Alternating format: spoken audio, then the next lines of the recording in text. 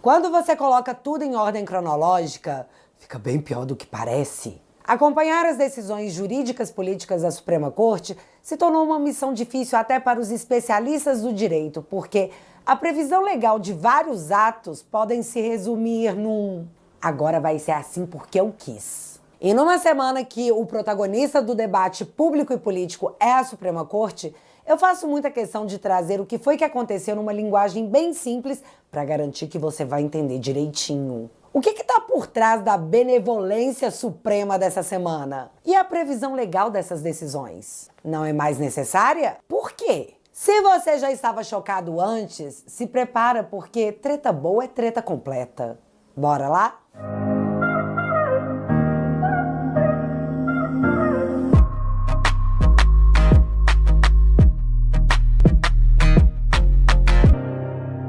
Para que você possa compreender como o fundo do poço é logo ali e como a Suprema Corte, que antes estava bem despreocupada, agora passa por seu pior momento dos últimos anos, eu vou precisar contextualizar, porque o contexto é fundamental antes da gente falar das últimas 72 horas. Sim, eu sei, o brasileiro tem memória curta, mas não no meu turno. Então, todo mundo mais careca que o Xande de saber que o Cid foi preso por falsificação de cartão de picadinha e lá ficou até delatar.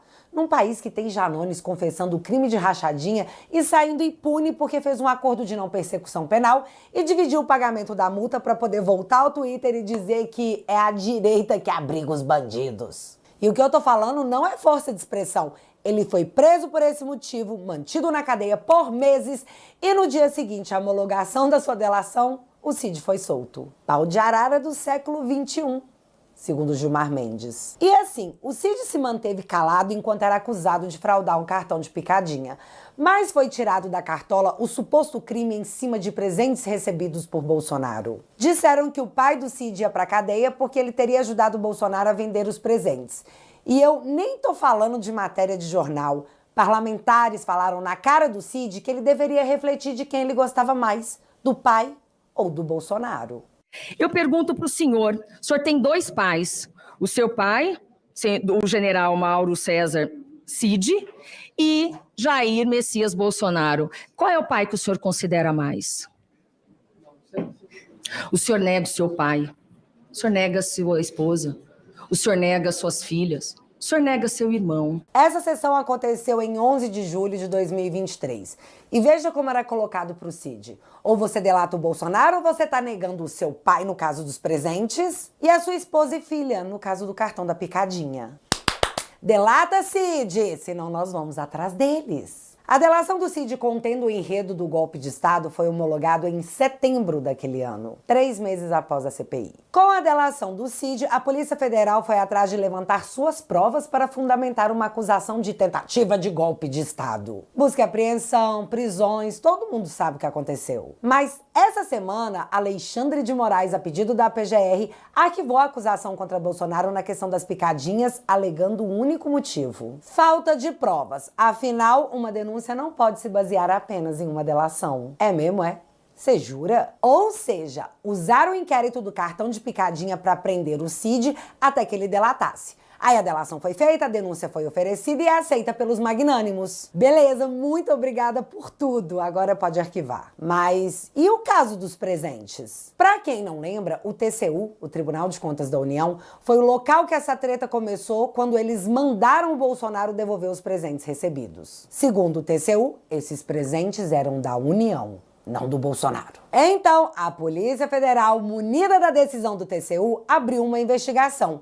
E foi quando colocaram o pai do Cid no meio disso tudo. Mas agora o TCU decidiu que, na verdade, os presentes pessoais recebidos por presidentes não são patrimônio público. Logo, olha que coisa, os presentes realmente pertenciam a Bolsonaro e ele poderia bancar arroz do Titanic e jogá-los no fundo do mar, que não seria dar conta de ninguém. E galera, em julho do ano passado, a Polícia Federal, usando a decisão do TCU como base, indiciou o Bolsonaro por peculato, que seria a apropriação de bens públicos. Só que agora o TCU tá falando que não pode ser peculato, porque, na verdade, os presentes eram dele mesmo.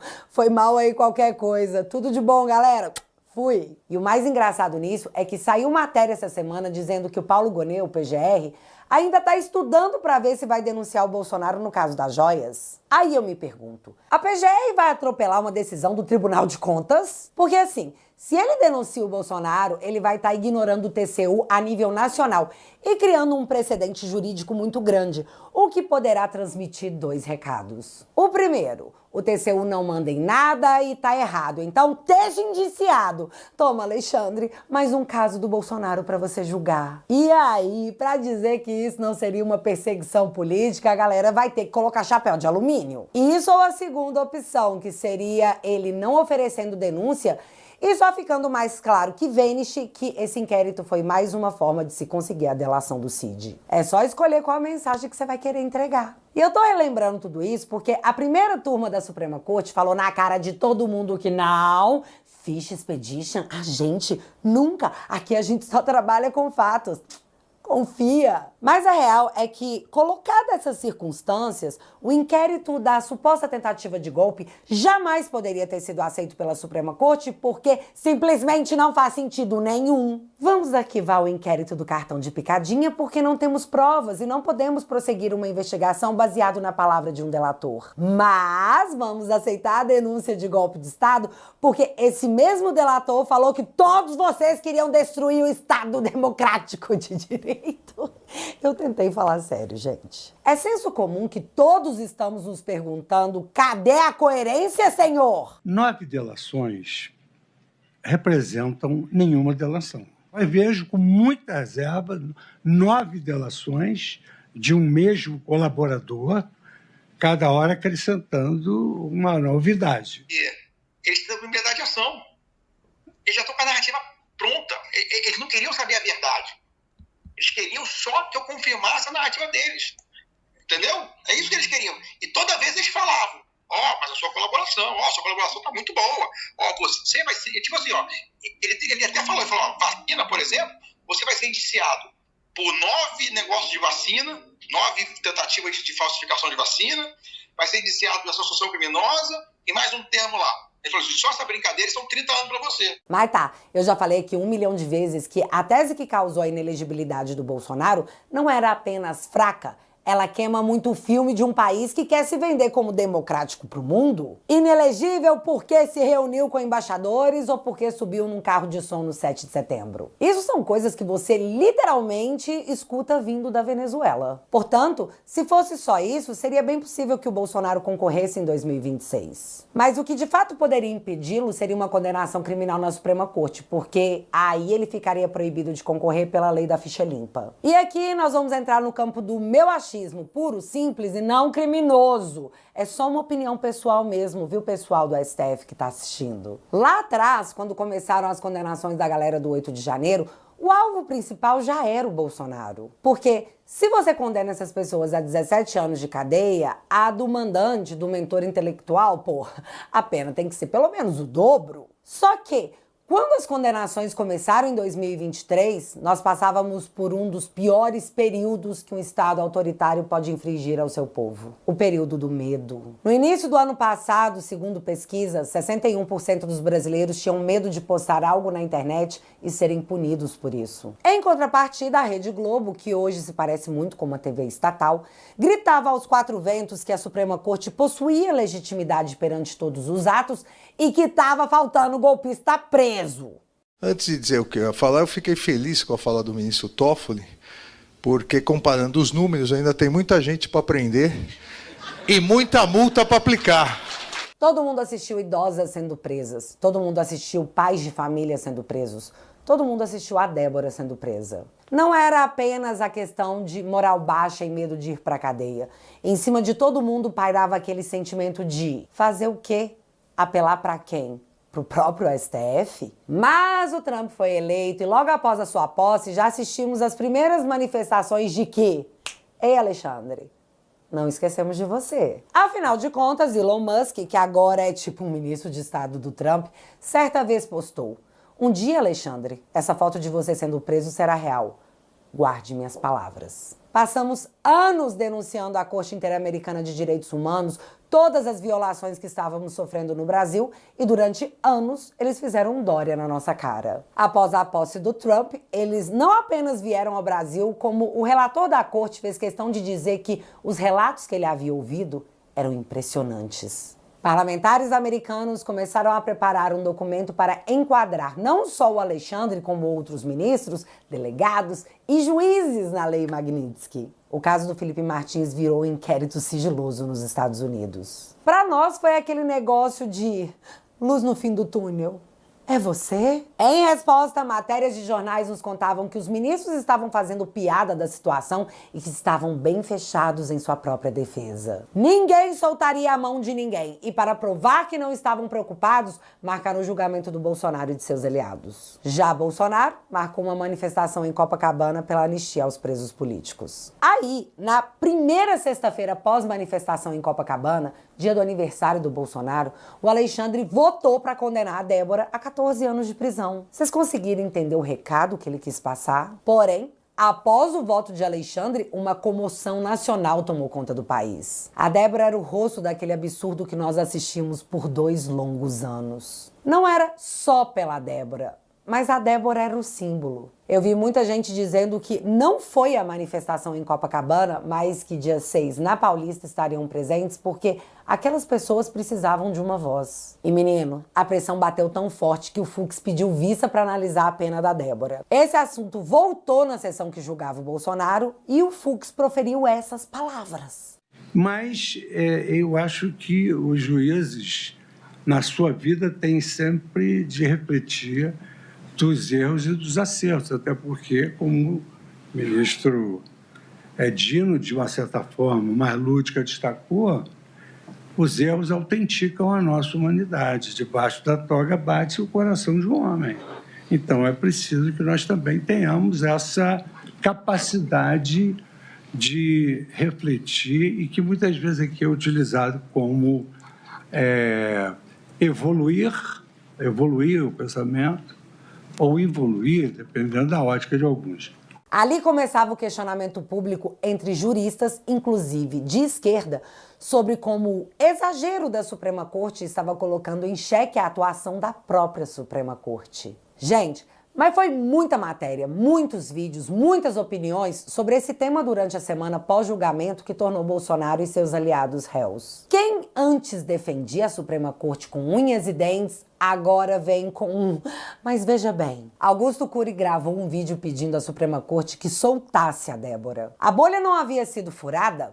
A bolha explodiu. Defender Alexandre de Moraes começou a ter um custo muito alto. O batom virou arma de luta contra a repressão às vésperas de uma manifestação marcada na Avenida Paulista. A pressão sobre a anistia ganhou, enfim, o ar de assunto de interesse nacional. Já a Suprema Corte e seus ministros se localizavam no meio desse furacão que estava se aproximando. Galera, a Débora passou 480 dias presa sem ser denunciada, até que em julho do ano passado o Gonê enfim ofereceu a denúncia contra ela. Mas é que não só a Débora, centenas ficaram presos por longos períodos sem denúncia do Ministério Público. Estavam apenas presos até que alguém decidisse fazer alguma coisa com eles.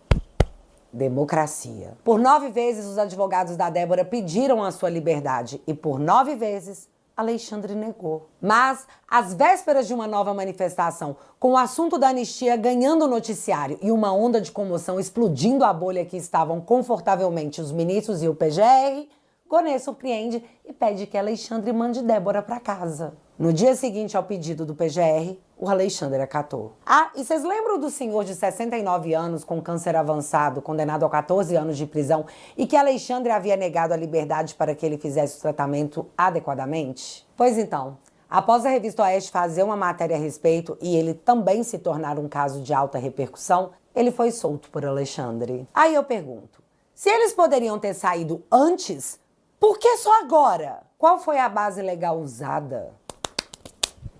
O comentário mais ouvido é que a Suprema Corte ficou com medo da revolta do batom derrubar ainda mais a aprovação da Suprema Corte, que hoje conta com o apoio de 26% da população, enquanto 51% a enxerga como ruim ou péssima. A corte que fazia piada agora vira matéria de jornal, onde somos informados que Fux não é o único ministro a discordar de Alexandre, mas que os outros ministros concordam com Alexandre de Moraes para que ele não seja exposto publicamente, já que com o ministro não há espaço para conversa. E assim vamos evitar que a Suprema Corte seja atacada pela opinião pública. Sim, a matéria disse que juízes abrem mão de suas convicções e seu julgamento de certo e errado apenas para que Alexandre não seja confrontado e a corte se mantenha unida, porque lembra? Ninguém solta a mão de ninguém. Portanto, vai ter gente condenada a penas desproporcionais apenas para que o STF não seja confrontado. Estado democrático de direito explicado em uma matéria de jornal. Mas piora.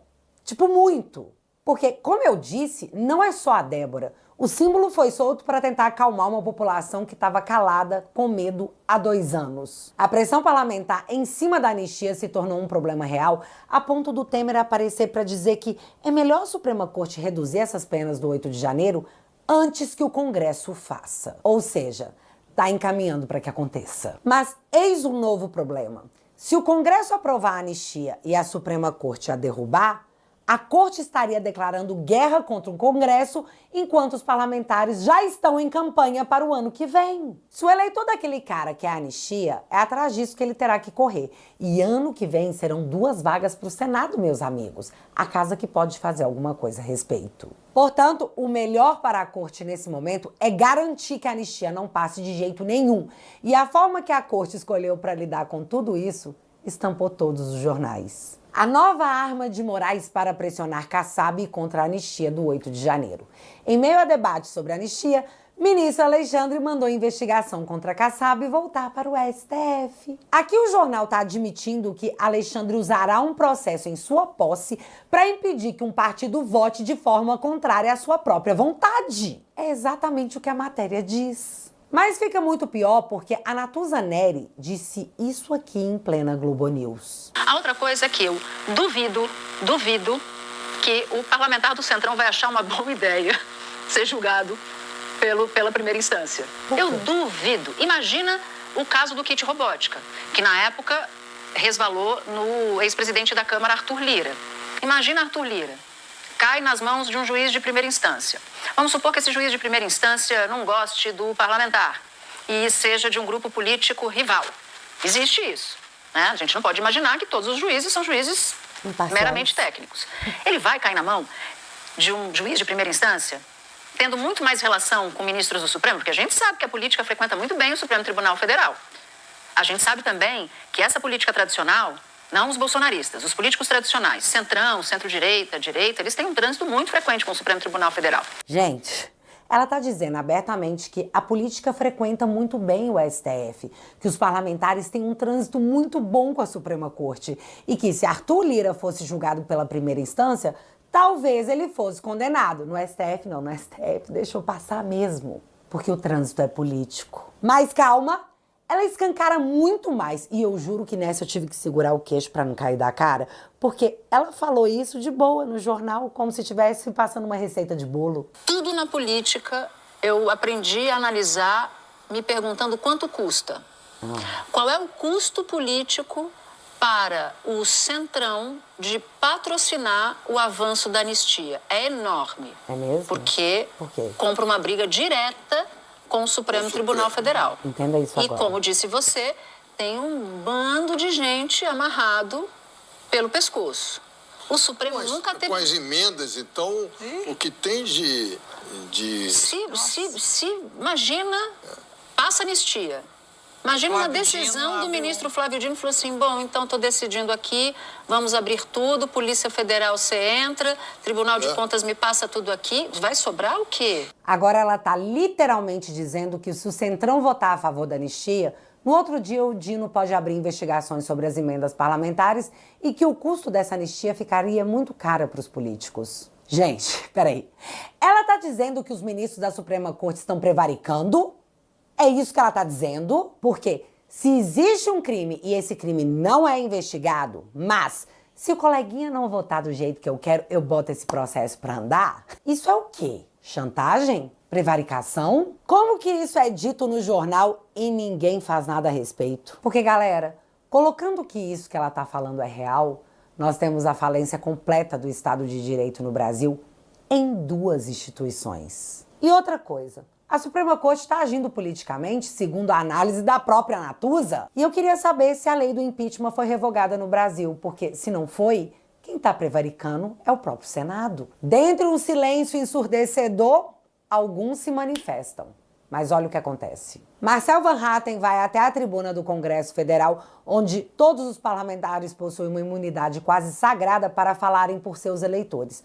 E essa imunidade é garantida justamente para que um parlamentar possa falar sem ser perseguido pelo que ele disse. E citando as matérias que acabamos de comentar, ele diz que ministros da Suprema Corte agem como mafiosos e cometem o crime de chantagem. A resposta a essa fala veio na coluna da Bela Megali no O Globo, onde ela conta que Marcel entrou na mira da corte e que ministros avaliam que é real a possibilidade de Marcel sofrer consequências graves pelas ofensas à corte e que os ministros, inclusive, não descartam a possibilidade de Marcel perder o seu mandato. Olha onde a coisa tá chegando. Jornais noticiam a ofensiva da Suprema Corte e ninguém faz nada. E quando alguém fala o que as matérias noticiam, os ministros dizem que esse parlamentar pode perder o seu mandato e sofrer graves consequências. Você entende como ano que vem precisamos fazer pelo menos, e eu disse pelo menos 29 senadores, para que possamos ter maioria no Senado e denúncias como essas dos jornalistas possam ser devidamente investigados? Porque é isso que o Metrópolis e o Globo News estão fazendo. Eles estão denunciando na cara de todo mundo um suposto crime. Mas hoje o entendimento é que tá tranquilo. Tá favorável. Mas eu acho que caçar o mandato de um parlamentar por falas na tribuna só agravaria ainda mais a situação da corte, que está tão séria que levou Pablo Hortelado a escrever essa matéria no jornal O Globo, do grupo O Globo. STF descuida da dimensão política e arrisca anistia ampla. Supremo corre o risco de minar a legitimidade das punições e de abrir espaço para impunidade. Mas eu quero chamar a atenção para um trecho bem específico da matéria. Abre aspas. O apoio relativamente alto à anistia se deve ao fato de o público não ter sido convencido de que o 8 de janeiro tenha sido um golpe. O entendimento majoritário, para 65% da população, é que foi vandalismo. É o que a pesquisa Datafolha revela. A denúncia da PGR era especialmente pobre na documentação da concepção do 8 de janeiro e não contribuiu para mudar esse sentimento. Fecha aspas. Então, o Hortelado está dizendo que a sociedade não acredita que tenha rolado uma tentativa de golpe e que a denúncia fraca do Paulo Gonet não consegue convencer a população que isso realmente aconteceu. Mas foi essa mesma denúncia pobre de documentação, segundo a matéria, e que se sustenta em várias acusações na palavra de um delator que já disse ter que confirmar uma narrativa pronta que foi aceita pela Suprema Corte. E enquanto tudo isso acontece, o Barroso vai para a imprensa dizer que o ideal é julgar Bolsonaro ainda esse ano para evitar que o julgamento se estenda para um ano eleitoral. Afinal, garantir que Bolsonaro não possa concorrer ano que vem e entrar em 2026 com essa tranquilidade no coração parece ser uma prioridade para uma corte que está a um voto de anular as operações contra Antônio Palocci. É isso. Quis trazer os fatos dessas últimas 72 horas com o devido contexto, porque quando você entende o que está acontecendo, você compreende que basta os bons se calarem para que os maus triunfem. Se puder, compareça na Paulista no dia 6, porque não é só pela Débora. E já que você ficou até aqui, o Alexandre acha que o problema do Brasil está na direita extremista, a direita radical que está usando as redes sociais para instrumentalizar as pessoas. É sério? O ministro que está salvando a democracia realmente pensa isso. E eu até posso fazer uma piada com esse fenômeno, mas antes deixa eu comentar essa coisa de extremista. Eu sou extremamente contra o comunismo, uma ideologia que tirou a vida de milhões e milhões de pessoas ao longo da história sob o mantra de igualdade social. Eu sou extremamente contra as políticas públicas do PT, sobre orégano, sobre os bebês que estão nas barrigas das mamães, sobre a leniência com o corrupto, sobre a gestão financeira do país. Logo, eu sou extremamente contra o comunismo. E isso me torna uma extremista? Até ontem eu achava que estava tudo bem, que era um direito meu, mas agora eu tô vendo que isso me torna uma espécie de criminosa digital. E galera, se a gente não gostar de política, seremos governados por quem gosta. E isso não parece ser uma boa ideia. Para que o Brasil seja resgatado das mãos da canhotada, Precisamos trazer mais gente para o nosso lado. E a sua assinatura na Família Te Atualizei fortalece a nossa trincheira e possibilita que eu continue esse trabalho na guerra cultural. Juntos podemos despertar mais pessoas e construir um Brasil com liberdade para as próximas gerações. Além disso, você também recebe acesso a todos os conteúdos exclusivos da minha plataforma, incluindo os meus documentários e os episódios especiais do Te Barbarizei. Tem um tanto de vídeo meu para você maratonar lá na Família Te Atualizei. Toque agora mesmo no link que está aparecendo na sua tela e entre agora mesmo para minha família, a melhor família da internet. Assinando teatualizei.pp, você financia o meu trabalho, os meus advogados e essa jornada que se tornou mais que uma guerra cultural. Se tornou o registro histórico de um tempo que não será esquecido. E funciona assim. Você entra para a melhor família da internet e em troca eu te ofereço conteúdos exclusivos para você maratonar sempre que quiser. Com 10 bonouros por mês você faz toda a diferença para mim. E para aqueles que querem assinar o plano vitalício, você leva de brinde esse boné. Make Lula presidiário again. Que não devolve o amor em 3 dias, mas afasta a prima petista num raio de pelo menos 15 metros. Portanto, se você quiser e puder, eu vou deixar o link fixado no primeiro comentário. E desde já, muito obrigada. Mas agora eu quero saber de vocês. Dia 6, Paulista, você vai? Me conta aqui nos comentários que eu quero saber. Se você ainda não é inscrito aqui no meu canal, meu amigo, se inscreve e deixa seu like. Porque você já sabe. Acontecendo alguma coisa de relevante ou irrelevante, a gente volta. Beijos, galera. Fui.